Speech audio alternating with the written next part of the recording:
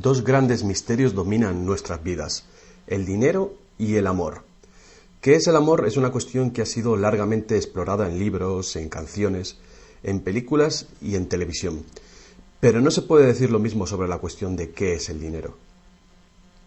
No es de extrañar que las teorías monetarias no hayan generado ninguna película taquillera, pero que ni siquiera se haya mencionado en las escuelas es algo que debe ser analizado con detenimiento. Para muchos de nosotros, saber de dónde procede el dinero puede ayudar a afrontar el mito de la creación del dinero y la emisión del papel moneda. Lo que mucha gente cree es que el dinero lo crea el gobierno. Es cierto, pero solo hasta cierto punto. Estos metales y papeles que generalmente asociamos al dinero son, en realidad, creados por una agencia ligada al gobierno federal, llamada la Casa de la Moneda. Pero la mayor parte del dinero no es creado por ella, sino que lo crean en grandes cantidades cada día corporaciones privadas conocidas como bancos. Muchos creen que el dinero que prestan los bancos es el que han dejado en depósito sus clientes. Esto es lo que se cree, pero no es la verdad. En realidad, los bancos crean el dinero que prestan no de sus ganancias ni de los depósitos, sino directamente de la promesa de los prestatarios de devolverlo. La obligación del prestatario en un papel de préstamo incluye que debe pagar lo prestado más un interés. De lo contrario, perderá la casa, el coche o lo que sea. Es un gran compromiso por parte del prestatario. ¿Cuál es el compromiso por su parte del banco? El banco solo inventa dinero que no posee y lo escribe en la cuenta del prestatario. ¿Suena raro? Pero así es. Para demostrar cómo este milagro de la banca moderna llegó a existir, atiende a esta sencilla historia. Es el cuento de los Goldsmith. Hace un tiempo, casi cualquier cosa se utilizaba como dinero. Tan solo tenía que ser portable y suficiente gente tenía que tener fe en que después se podría intercambiar por cosas que todo el mundo valorara, como comida, ropa, ollas, conchas, piedras preciosas, semillas de coco, bonitas piedras e incluso plumas. Todas ellas fueron utilizadas como dinero. El oro y la plata eran atractivas, ligeras y fáciles de llevar, así que algunas culturas se especializaron en trabajar estos materiales. Los trabajadores del oro, los Goldsmith, recuerda este nombre, lo pudieron convertir fácilmente en monedas, estandarizando las unidades de oro en función de su peso y de la pureza, hasta certificarlas. Para proteger su oro, los Goldsmith necesitaban una caja fuerte, y pronto sus vecinos llegaron a su casa para pedirles que les alquilaran un espacio donde guardar su dinero y sus joyas. Al poco, los Goldsmith acabaron alquilando cada estantería de su caja fuerte y cada pequeña cantidad de dinero depositada se convirtió en dinero en sus manos. El tiempo pasó y los Goldsmith hicieron una inteligente observación. Los depositantes raramente volvían a recuperar físicamente su oro, y nunca todos a la vez. Esto se debía a que usaban los cheques de los Goldsmith para comprar en el mercado como si fuera el propio oro. Este dinero de papel era mucho más eficaz que las pesadas monedas, y la cantidad podía ser simplemente escrita en lugar de la laboriosa una por una de las monedas para cada transacción. Mientras tanto, los Goldsmith crearon otro negocio. Prestaban su oro introduciendo un interés. Al tiempo que su papel moneda empezaba a ser aceptado, los prestatarios comenzaron a pedir sus préstamos en forma de estos cheques en lugar del metal. Su industria se expandió mientras más y más gente les pedía guardar su oro, lo que dio a los Goldsmith una idea todavía mejor. Sabía que muy pocos de sus depositantes sacaban su oro alguna vez, así que los Goldsmith pensaron que también podrían escribir más cheques ahora en función de los cheques del oro que habían dejado los depositantes en su cámara, además del oro de los depositantes que guardaban propiamente. Así, con tal de que devolviese el oro a los depositantes que lo desearan recuperar, nadie se daría cuenta del truco. Lo que no se sabe, no se siente. Y los Goldsmith, ahora más banqueros que artesanos, hicieron un mayor negocio del que podrían haber hecho prestando únicamente su propio dinero. Durante años se hicieron un beneficio secreto fabuloso, con los intereses de los depósitos de todos sus vecinos. Pero ahora que se había hecho una prominente figura en el pueblo, se levantaron sospechas de que estaba gastando el dinero de sus depositantes y amenazaron con sacar todo su oro si Goldsmith no explicaba su repentina riqueza. Al contrario de lo que se podría pensar, esto no afectó a su fortuna. A pesar de la duplicidad patente de su truco, su idea funcionó porque los depositantes no perdieron nada de su oro. Estaba seguro en la cámara de Goldsmith. En vez de sacar su oro, los depositantes acordaron que Goldsmith, ahora convertido en su banquero, debía compartir la fortuna que habían contribuido a crear, otorgándoles un interés por su oro. Esto fue el comienzo de la banca. El banquero pagaba un pequeño interés por el depósito del dinero de otra gente que después prestaba a un interés mayor. La diferencia cubría los costes de operación del banquero y su beneficio. La lógica del sistema parecía sencilla y cubría la necesidad de las personas de crédito. Pero esta no es la manera en la que trabaja la banca hoy en día. El banquero Goldsmith no estaba del todo contento con lo que ganaba, después de descontar el interés que pagaba a los depositantes, y la demanda de crédito crecía con fuerza, mientras los europeos se expandían por América. Sus préstamos estaban limitados por la cantidad de oro que permanecía en su caja. Ahí es cuando tuvo una idea todavía mejor. Como nadie sino él sabía cuánto oro había en la caja, podía hacer cheques sobre dinero que ni siquiera existía. Como los prestatarios no iban a retirar su oro con sus cheques al mismo tiempo, ¿cómo iba alguien a darse cuenta de este truco? Esta nueva cara del negocio funcionó muy bien, y el banquero se hizo inmensamente rico con los intereses de un oro que ni siquiera existía. La idea de que el banquero creaba dinero de la nada era demasiado extraordinaria para creerla. Por lo tanto, el fraude no fue descubierto por la gente durante mucho tiempo. El poder de crear dinero hizo que el banquero se sintiese prepotente, como podrás imaginar. Pero con el tiempo, la cantidad de los préstamos del banquero y su escandalosa riqueza hizo que una vez más se levantara sospechas. Algunos clientes empezaron a reclamar su oro en lugar de la representación en papel. Los rumores se propagaron y todos los demás depositantes acudieron reclamando su oro. El juego se acabó. La marea de propietarios de cheques intentando recuperar su oro creó largas colas, y el banquero no tenía oro y plata suficiente para devolver a sus legítimos propietarios. Esto se llama el pánico de los ahorradores, y es lo que todo banquero teme que suceda.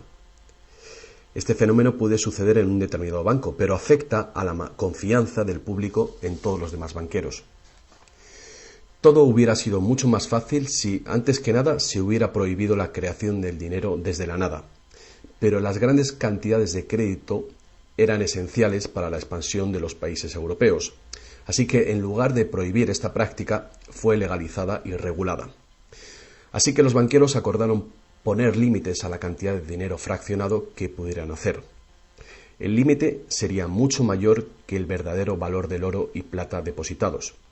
Lo normal era $9 artificiales por $1 en oro, es decir, real. Estas disposiciones fueron controladas mediante inspecciones por sorpresa. También se acordó que, en caso de un crack financiero, los bancos centrales apoyarían a los locales con inyecciones de dinero en oro. Solo si cracks en diferentes bancos al mismo tiempo se produjeran y la burbuja de créditos del Banco Central explotara, el sistema podría hacerse añicos y destruirse.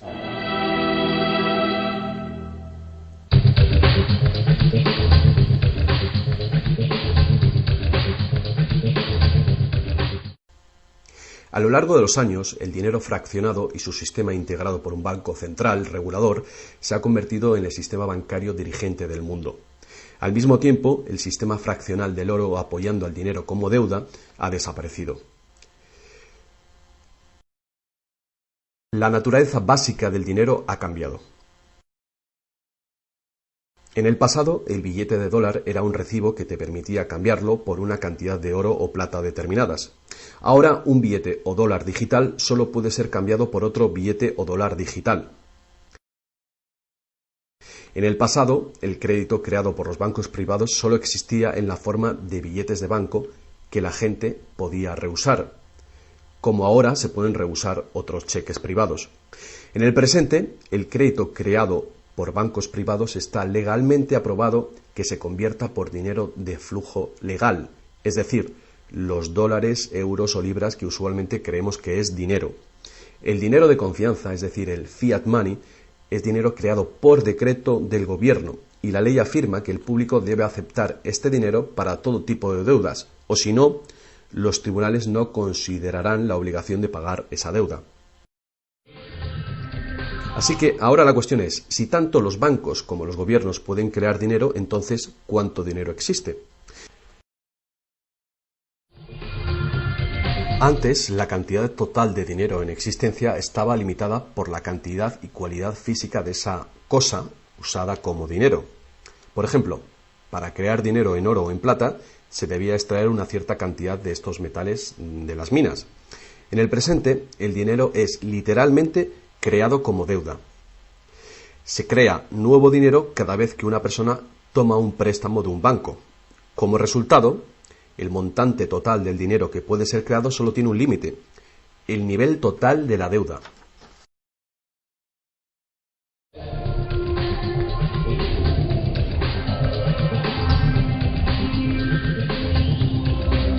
Los gobiernos ponen una disposición adicional para limitar la creación de dinero, imponiendo reglas conocidas como requerimientos fraccionales de la reserva. Son arbitrarias en su misma esencia. Estos requerimientos varían de un país a otro y de un tiempo a otro. En el pasado se obligaba a los bancos a tener al menos $1 en oro por cada $10 creados. Hoy en día, la proporción ya no tiene relación con el dinero actualmente en depósito, sino con el dinero creado a su vez de la deuda creada sobre el dinero en depósito en el banco.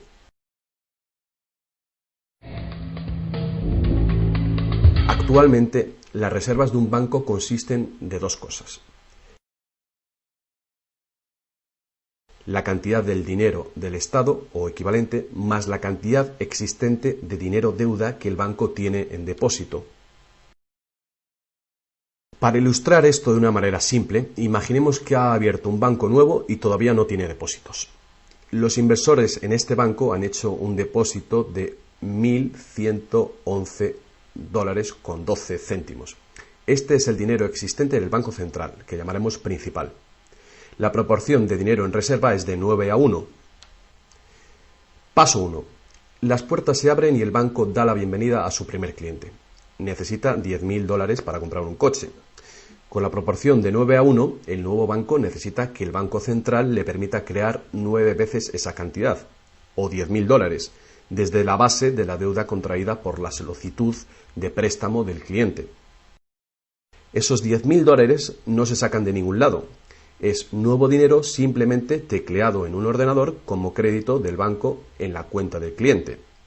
El cliente tiene que firmar ese crédito para conseguir el dinero para comprarse el coche. Paso 2. El vendedor entonces deposita estos 10.000 nuevos dólares creados en el banco. Al contrario que el dinero creado por el gobierno, depositado en el Banco Central, este nuevo dinero creado por el crédito no puede ser multiplicado por la proporción de la reserva. En lugar de ello, es dividido por el ratio de la reserva, en una proporción de 9:1. Un nuevo préstamo de $9.000 puede ser creado sobre la base del depósito de $10.000. Si esos $9.000 son depositados por una tercera persona en el mismo banco que lo creó en uno diferente, se convierte en una base legal para un tercer asunto de crédito bancario, esta vez por la cantidad de $8.100. Al igual que con las muñecas rusas, cada nivel contiene un pequeño dólar dentro de otro pequeño dólar. Cada depósito contiene el potencial para otro pequeño crédito en una infinita serie decreciente. Si el dinero del préstamo creado no es depositado en el banco, el proceso se detiene. Esta es la parte impredecible del mecanismo de creación de dinero basado en la deuda. Pero lo más probable es que el nuevo dinero creado en cada paso será depositado en el banco, y el proceso de la proporción de reserva de dinero se repetirá una y otra vez hasta que los $100.000 de nuevo dinero se hayan creado dentro del sistema bancario. Todo este nuevo dinero se habrá creado enteramente desde la deuda, y el proceso entero habrá sido autorizado legalmente por el depósito inicial de $1.111,12 que todavía permanecerán en el Banco Central. Lo que resulta más ingenioso de este sistema es que los libros de contabilidad de cada banco en la cadena deben mostrar que tiene un 10% más de depósitos que de préstamos. Esto da a los bancos el incentivo de adquirir depósitos para poder hacer préstamos, apoyando la impresión común pero falsa de que los préstamos proceden de los depósitos. A menos que los sucesivos préstamos estén depositados en el mismo banco, no se podrá decir que algún banco en particular haya pasado su límite inicial de 9-1 creando deuda de la nada. De cualquier manera, el sistema bancario es un círculo cerrado. El crédito bancario que crea un banco se convierte en el depósito en otro y viceversa. En un hipotético mundo de perfectos intercambios, el efecto último sería exactamente el mismo que si todo el proceso tuviera lugar en un solo banco. Esto es, el depósito en reserva inicial de $1.111,12 permite recolectar intereses por valor de más de $100.000 que el banco nunca ha tenido.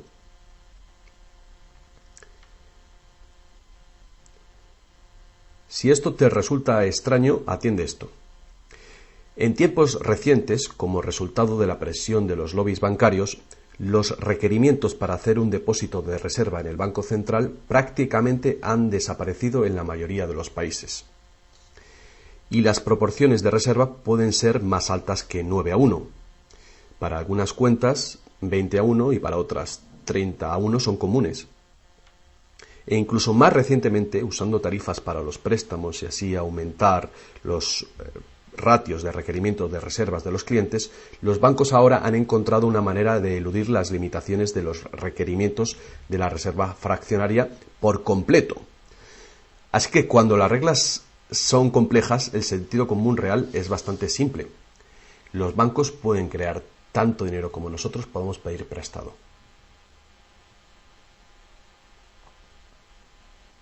A pesar del interminable proceso de creación de dinero que hemos visto, tan solo alrededor de un 5% es el tipo de dinero creado por la Casa de la Moneda de entre todo el dinero que hay en circulación. Más del 95% de todo el dinero en el mercado hoy ha sido creado por alguien firmando una solicitud de endeudamiento con un banco. Y lo que es más, este dinero bancario de crédito es creado y destruido en grandes cantidades cada día, según se conceden nuevos préstamos y los viejos son pagados.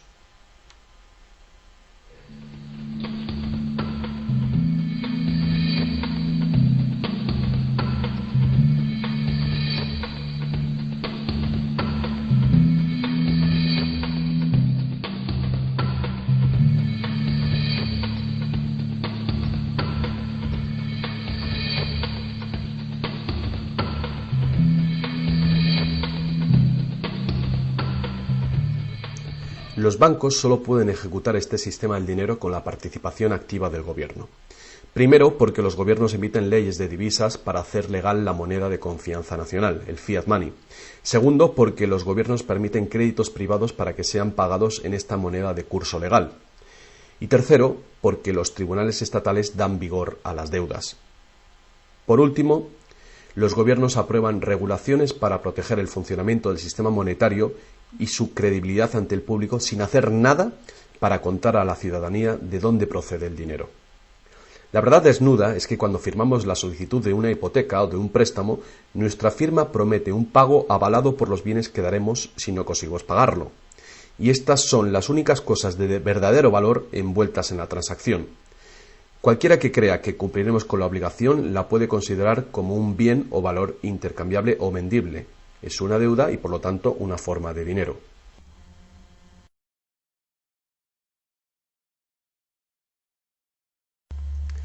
Es el dinero que el prestatario intercambia por lo que el banquero llama préstamo. Así que un préstamo en el mundo real quiere decir que el prestamista debe tener algo que prestar. Si tú necesitas un martillo, prestarte la promesa de un martillo que no existe no te va a servir para nada. Pero en el artificial mundo del dinero, un banco promete prestar un dinero que no tiene y se le permite que sea aceptado como dinero. Y nosotros lo aceptamos así.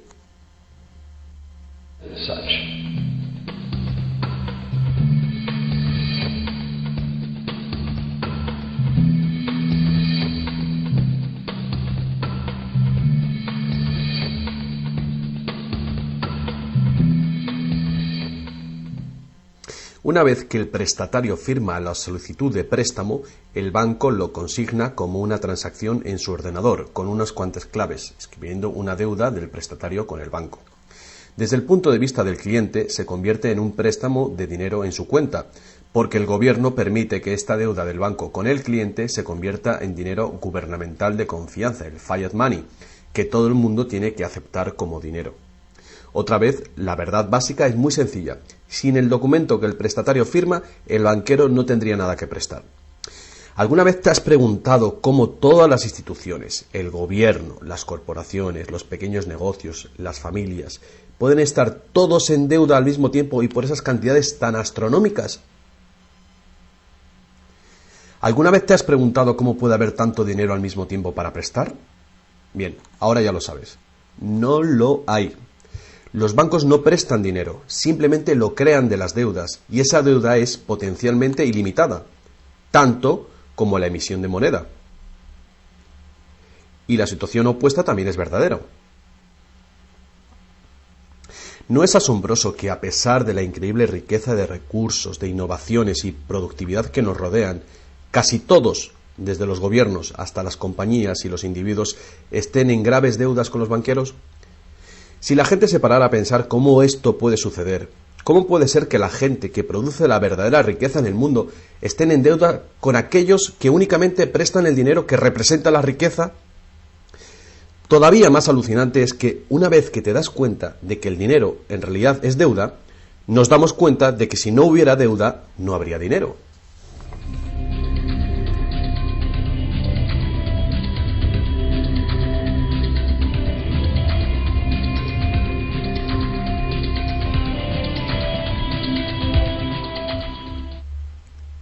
Si esto es nuevo para ti, no eres el único. Mucha gente piensa que si todas las deudas se pagaran, el estado de la economía mejoraría. Es cierto a un nivel individual. Como tenemos más dinero para gastar cuando dejamos de pagar una deuda, pensamos que si todo el mundo pagara sus deudas, habría más dinero para gastar.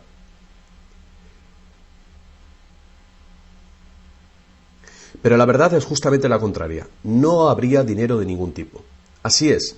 Somos totalmente dependientes de renovar continuamente el nivel de crédito bancario para que haya dinero en existencia. Sin préstamos no hay dinero, que fue justamente lo que pasó durante la Gran Depresión en Estados Unidos. El suministro de dinero se cortó drásticamente, al tiempo que los suministros de préstamos se cortaban.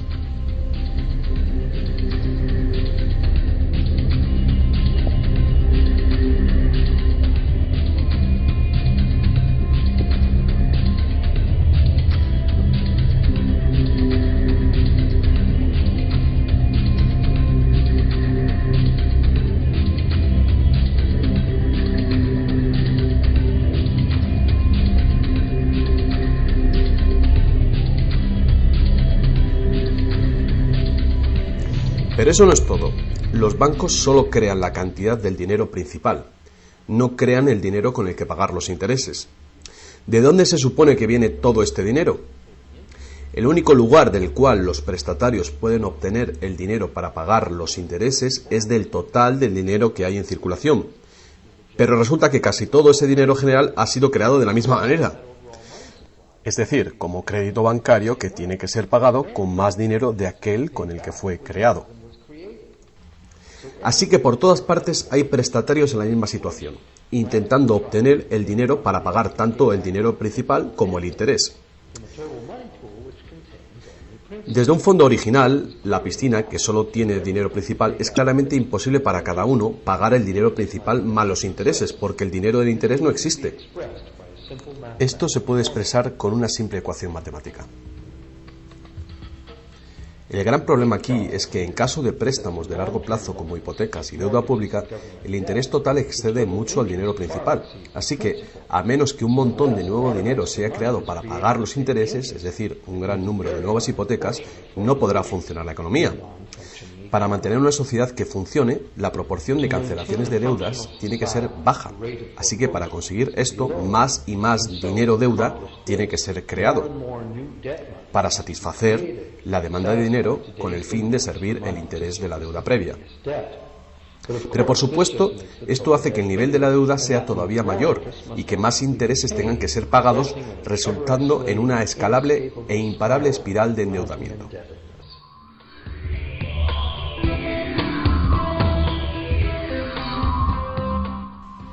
Tan solo el lapso de tiempo entre el dinero creado procedente de los nuevos préstamos y su devolución evita la bancarrota del sistema entero. De cualquier manera, el increíble monstruo del crédito que se hace más y más grande necesita que se cree más y más dinero de deuda para alimentar el sistema y cada vez se hace más urgente. ¿Por qué los intereses son tan bajos? ¿Pueden los intereses bajar más? ¿Por qué nos ofrecen insistentemente tarjetas de crédito en el correo? ¿Por qué el gobierno americano gasta más rápido que nunca? ¿Es posible que el sistema colapse por completo y con él el sistema monetario? Las personas racionales deben preguntarse, ¿se puede sostener esto indefinidamente? ¿No es inevitable el colapso?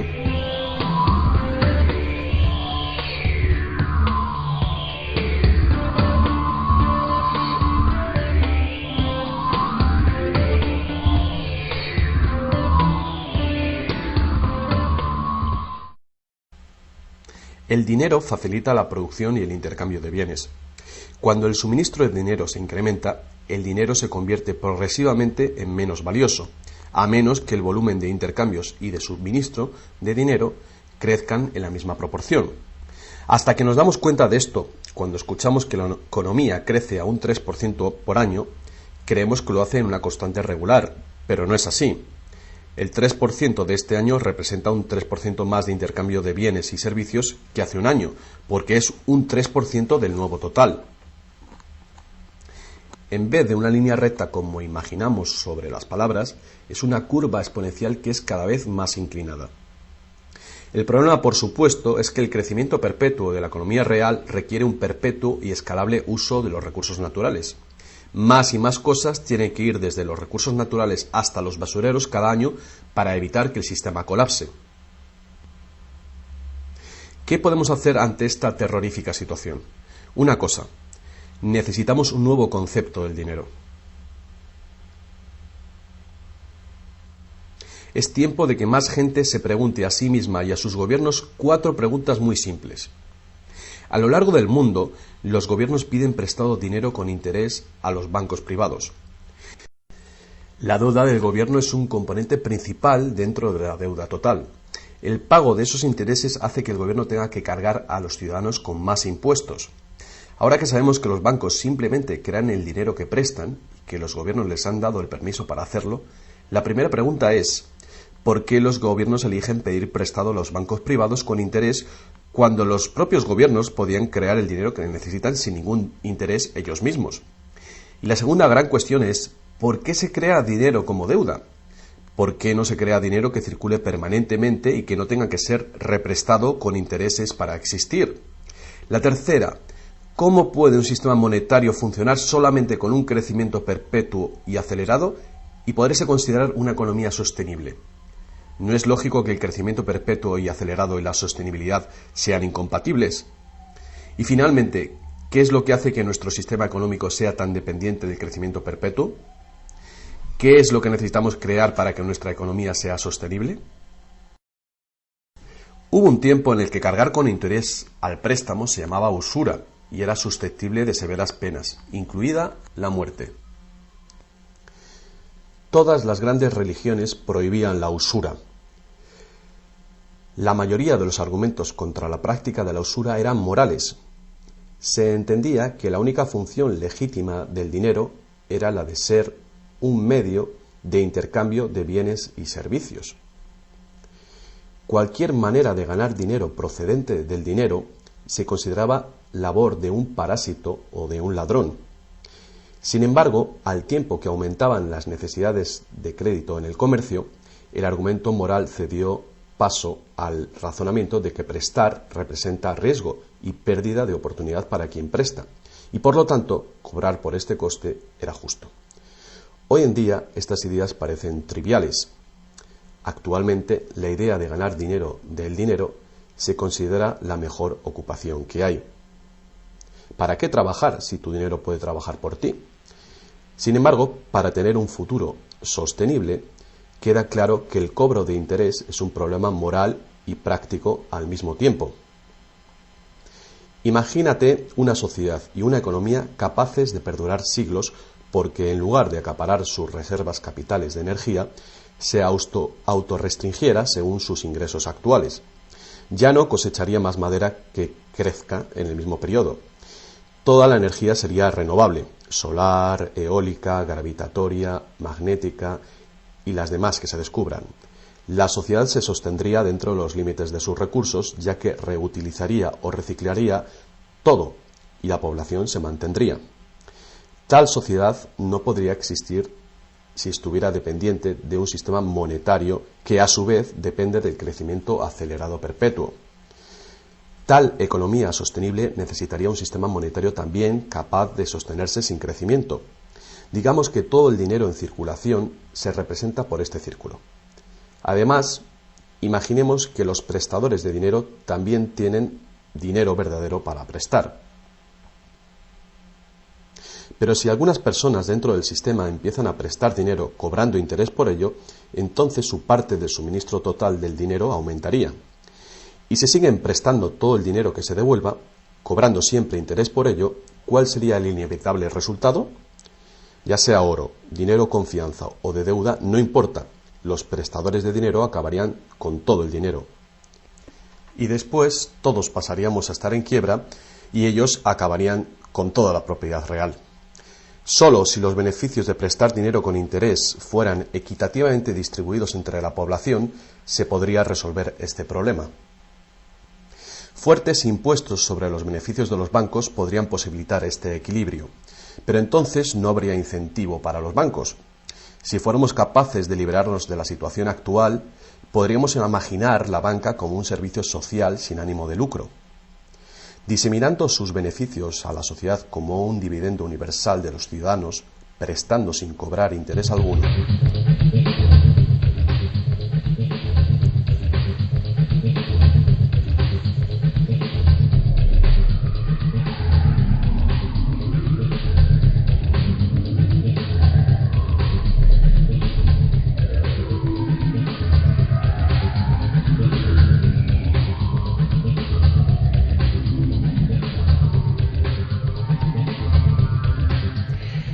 Si es la naturaleza fundamental del sistema lo que causa los problemas, correcciones al propio sistema jamás resolverán los problemas.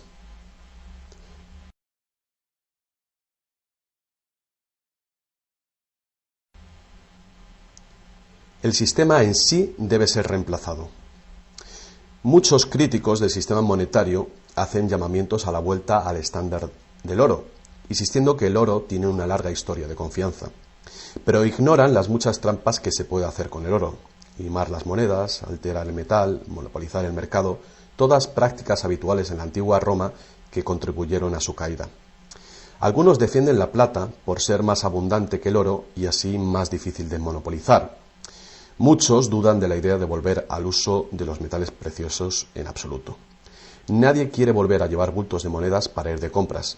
Es cierto que el dinero de papel, el plástico, el digital o más probablemente dinero de identidad biométrica tendría el mismo potencial de crear dinero de crédito sin límite, igual que tenemos ahora.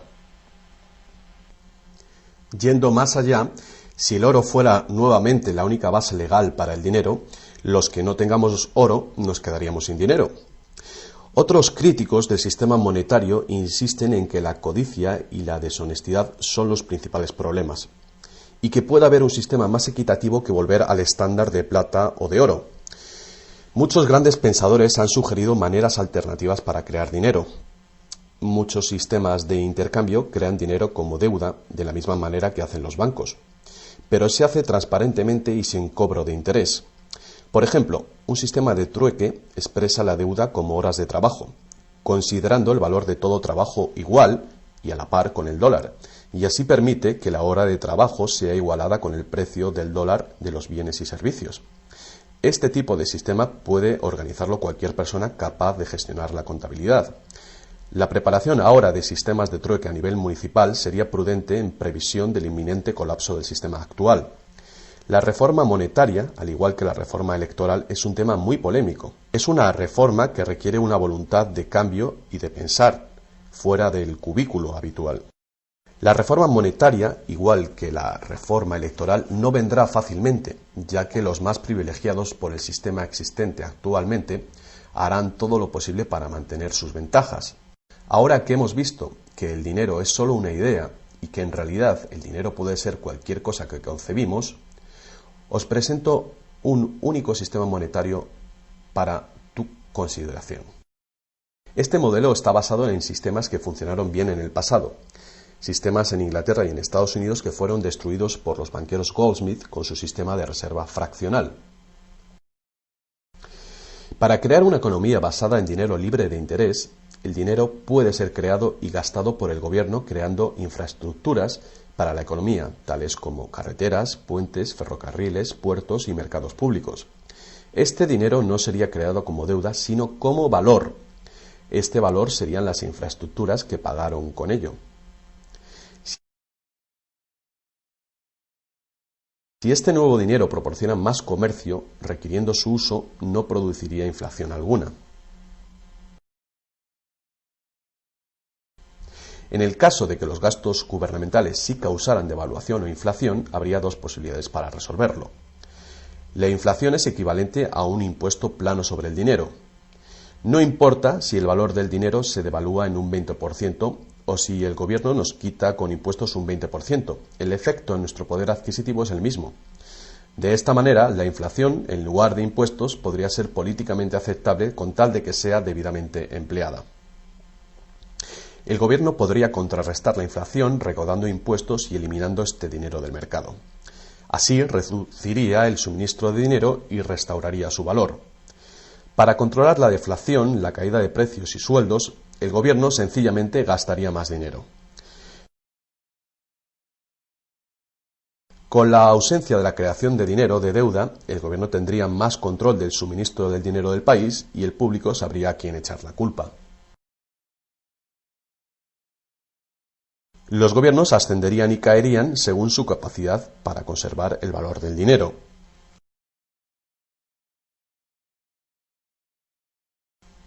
El gobierno dependería de los impuestos como ahora, pero los impuestos llegarían mucho más lejos, ya que ninguna parte de ellos se gastaría en pagar intereses a los banqueros. No podría haber ninguna deuda nacional si el gobierno sencillamente creara el dinero que necesita.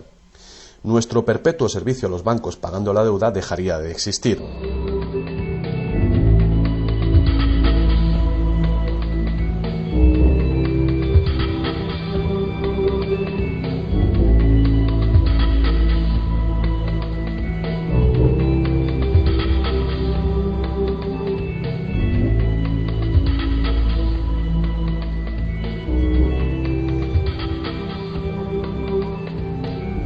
Lo que no nos han enseñado es que democracia y libertad son, de hecho, una forma ingeniosa de dictadura económica. Mientras toda nuestra sociedad dependa de un suministro de crédito bancario para sus necesidades monetarias, los banqueros serán quienes deciden quién tendrá el dinero que se necesita y quién no. And who doesn't.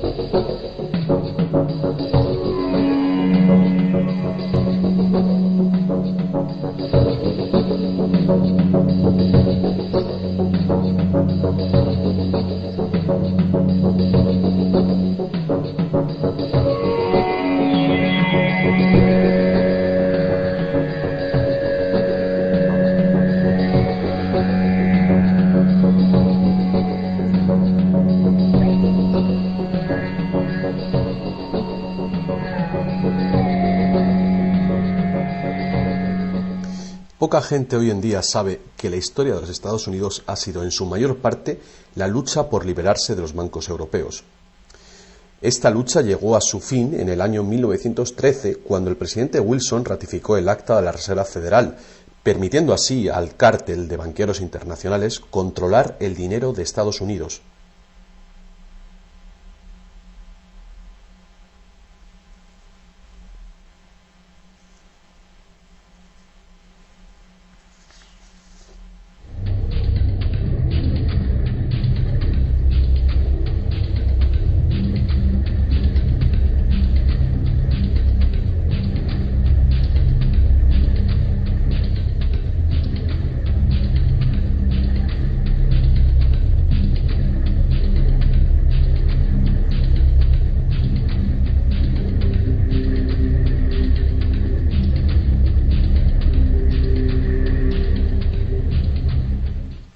El poder de este sistema está profundamente integrado. También lo está el silencio del tema entre los medios de información y en la educación. Hace años, un primer ministro canadiense hizo una encuesta entre centenares de personas, no economistas, especialistas altamente formados y personas de a pie. La encuesta reveló que ni un solo encuestado tenía un conocimiento preciso de cómo se crea el dinero. De hecho, descubrió que hasta los empleados bancarios ni siquiera habían contemplado alguna vez el asunto. ¿Y tú? Have you?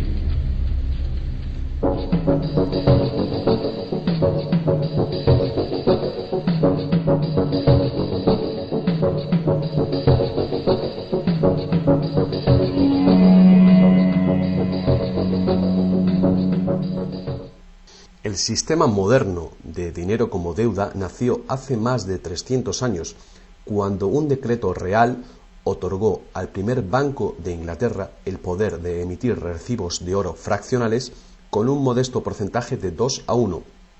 Este porcentaje fue solo el principio, el primer paso. El sistema ahora es global, crea cantidades de dinero sin límites desde la nada y tiene a casi todos los seres humanos del planeta encadenados a una cadena de deuda que nunca puede ser pagada.